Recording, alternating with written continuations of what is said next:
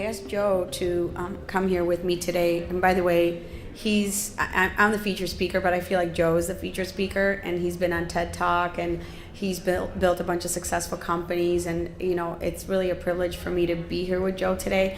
And so I met Joe, and he introduced me to the BOSI test, not BOSI, but BOSI test. It's an entrepreneurial DNA test that you can take for free. And I love having people take tests in addition to all the personality stuff because they have some science behind them. So, Joe, I want to ask you today, first of all, you've built all these successful companies, and then you decided to start up BOSI. Tell us about that and kind of your background a little bit and why that's so important, and why did you decide to do that, and how the heck did you do that? Yeah. So I just sold one of my companies in 2004. I was bored out of my mind and started working with entrepreneurs and started to discover something that I kind of intuitively knew for a long time, and many of you intuitively know, but I finally had some time to go look after it. And here's what it was. I got the sense that all entrepreneurs aren't the same, that we're not wired the same. Some of us have very different strengths and weaknesses than others, but no one had gone after it.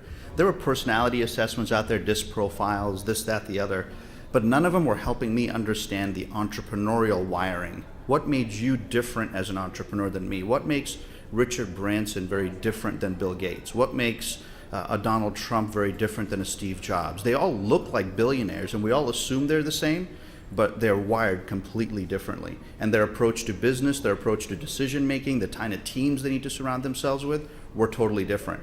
And so when we play that down to you and me, just everyday entrepreneurs, what I found over and over again was there was this one-size-fits-all approach to everything, to hiring, to sales strategy, to marketing strategy. So I just kind of went off on a little escapade of sorts, but just did some research. We studied over 1,000 entrepreneurs initially, and we discovered, Fred, if you can put up our screen, we discovered that entrepreneurs really fall in 4 very different behavioral profiles.